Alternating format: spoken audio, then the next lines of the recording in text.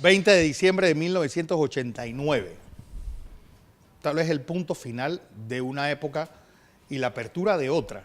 Y yo creo que con una destrucción de todo nuestro sistema político, pero sobre todo de nuestro sistema social. Yo creo que ya era un modelo que no aguantaba más. Conmigo el profesor Rommel Escarriola Palacios, él es historiador.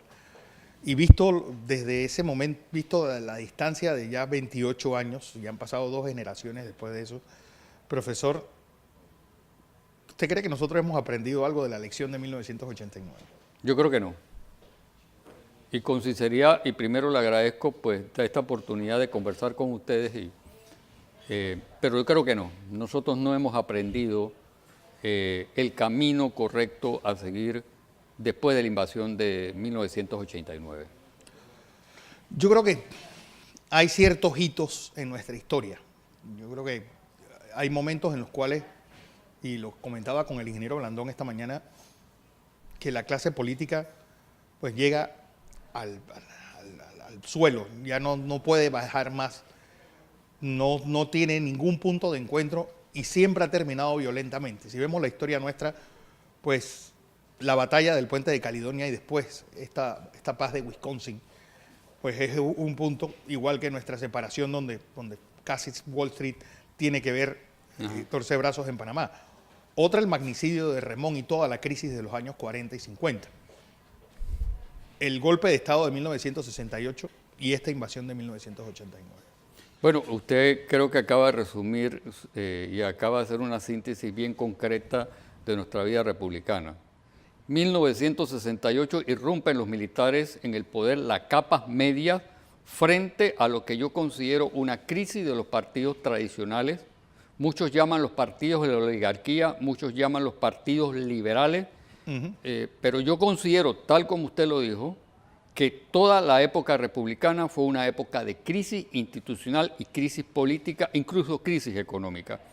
Si nos vamos a la década del 40, Domingo Díaz Arosemena, Chani, Chiari, la irrupción del coronel Remón en la vida institucional, que quita y pone presidentes y pasa por encima de la Corte Suprema de Justicia frente a la designación de Chani y de Chiari como presidente, tenemos una crisis institucional de carácter que va generando cada vez una acumulación que antes de cámara usted me comentó que el 68, si no hubiese sido por el 64, el golpe posiblemente se hubiera dado antes. Y yo coincido con eso. Los militares no suben al poder simple y llanamente porque son malos y quieren destruir una democracia. Yo pienso que el país estaba en una crisis total institucional. Pero ahí estamos olvidando una figura importante, que es Bolívar Vallarino. Su vinculación a la oligarquía hacía de que ¿para qué vas a dar el golpe de Estado si somos los mismos que estamos gobernando? Yo creo que al sacar a Bolívar Vallarino, pues se rompe esa hilazón que había entre la aristocracia económica y los militares, y es lo que 11 días después hace catarsis con el golpe.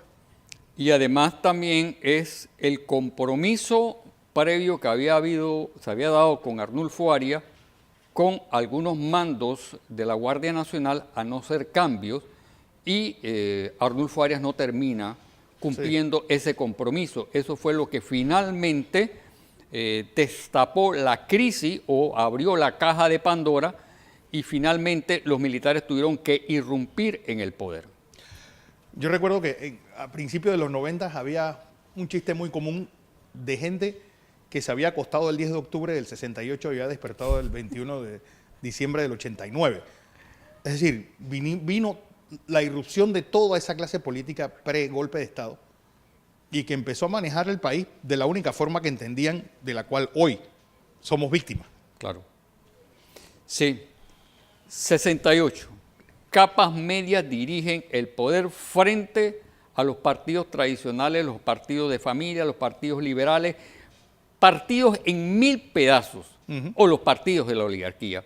Frente a eso hay un sector de las capas medias de los militares que asumen el poder para tratar de organizar el país desde el punto de vista de ellos, pero no rompiendo con los vínculos con los Estados Unidos. Yo no creo que los militares en el 68 tenían esa autonomía y ese antiimperialismo que se les quiere señalar o que les quiere tipificar.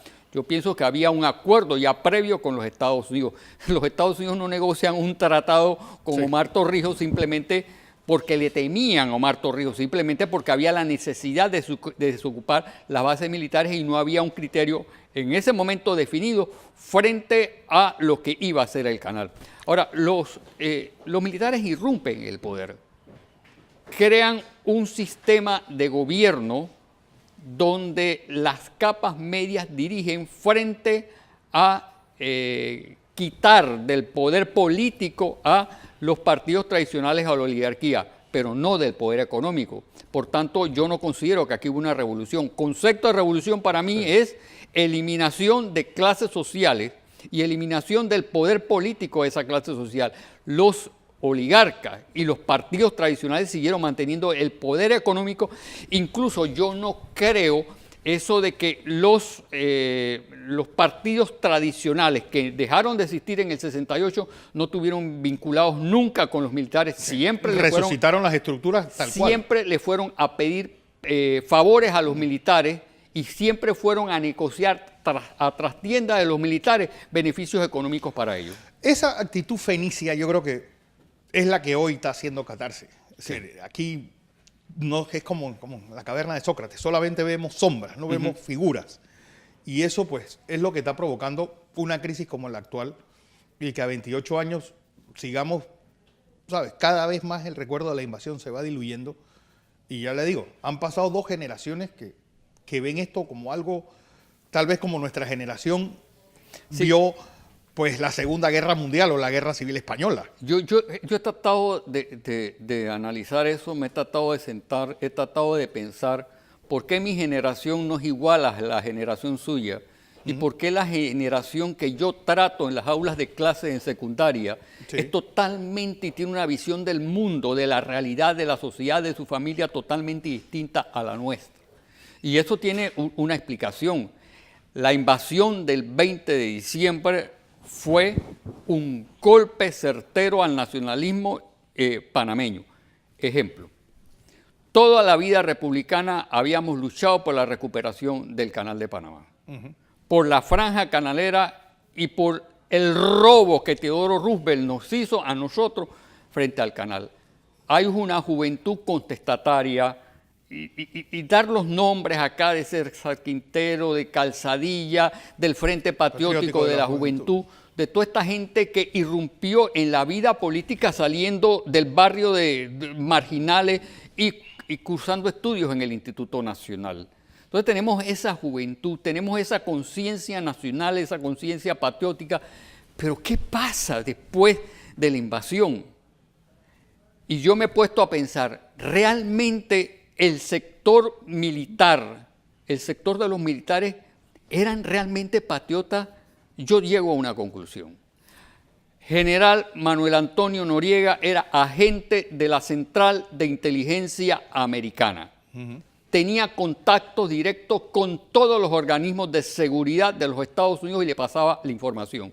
Lo que sucedió fue que cuando vino la discusión con respecto a la invasión a Nicaragua y que Noriega tenía que dejar pasar las armas para la contra nicaragüense y después posteriormente vino la posición de los Estados Unidos para invadir Nicaragua, ahí empezó la diferencia entre el poder político, el poder económico y el poder militar de los Estados Unidos con el régimen militar. Pero también los militares se habían formado con una conciencia. Y yo lo digo sinceramente porque yo he hablado con excombatientes, con gente que estuvo en el cuartel central, con gente que estuvo en Tinajita, con gente que estuvo en Colón combatiendo, porque sí hubo combates. Que el Estado Mayor haya salido huyendo, que Madriñán, que todo su Estado Mayor haya salido huyendo, es cierto. Bueno, también tenías un pie de fuerza desmoralizado después de lo que pasó el 3 de octubre.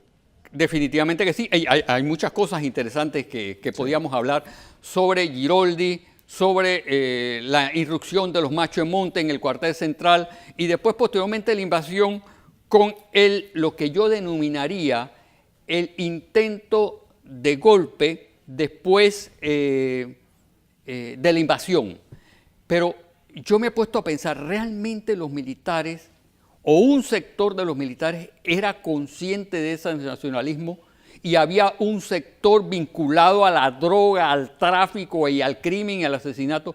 Yo sinceramente lo considero que había militares patriotas y que militares que no estaban vinculados con la corrupción. Pero el problema está, bueno, ahora está esta comisión del 20 de diciembre que ojalá que haga un buen trabajo, y ayer se lo decía al ingeniero Planel, porque uno no puede ver el 20 de diciembre sin ver 3 o 4 años antes. Es decir, Claro. el 20 de diciembre es la conclusión de un sistema que hizo metástasis y terminó pudriéndose. Y yo creo que las grandes lecciones son hacia el futuro. ¿Qué ha pasado en estos 28 años? Que igual, pues, está podrido hasta el tuétano y que debe terminar de alguna forma, y esperemos que no sea tan abruptamente como la última. Primero, los Estados Unidos hicieron una invasión y no le importó con la población civil. Yo pienso que aquí todavía los panameños estamos engañados, estamos confundidos frente a lo que es la figura de los Estados Unidos. Los Estados Unidos sabían muy bien lo que iba a pasar después de la invasión. Claro. A ellos no les importó la población civil.